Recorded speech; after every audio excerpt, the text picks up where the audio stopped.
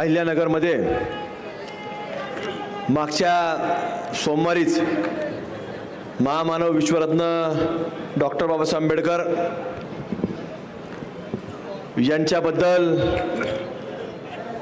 आक्षेपार्ह पत्रक टाकण्याचा पराक्रम एक जिहादी फरीद खान या नावाच्या व्यक्तीनं करण्याचं काम केलं. त्याला पोलिसांनी मंगळवारच्या दिवशी अटक देखील केली आणि या संपूर्ण घटनेचा निषेध म्हणून आज आपल्याकडं शिवशक्ती भीमशक्ती हा एकत्रित मोर्चा या ठिकाणी आज आयोजित करण्यात आला.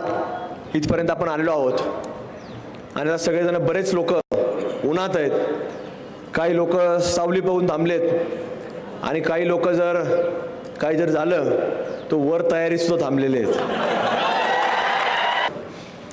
सर्वसमावेशक म्हणून त्यांनी चांगल्या प्रकारे काम केलं, पण शेवटी काय झालं, जेव्हा धर्माचा विषय आला तर त्यांनी काय निवडलं, काम निवडलं का? त्यांनी काय निवडलं? त्यांनी आपला माणूस निवडला, आपल्या धर्माचा माणूस निवडला.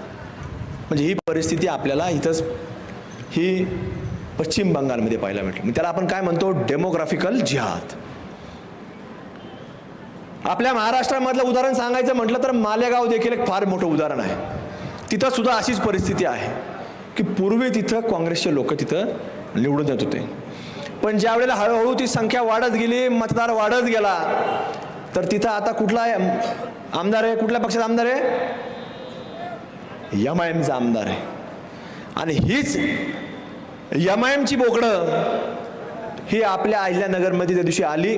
एक हैदराबादहून मोठं बोकुड आलं, खुराड झालेलं बोकुड आलं आणि एक इकडे एक छत्रपती संभाजीनगरचं एक बोकुड आलं.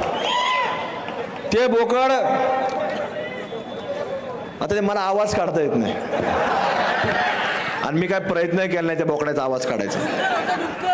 ते आलं नाही, ते सगळेच खच्ची केलेले असते.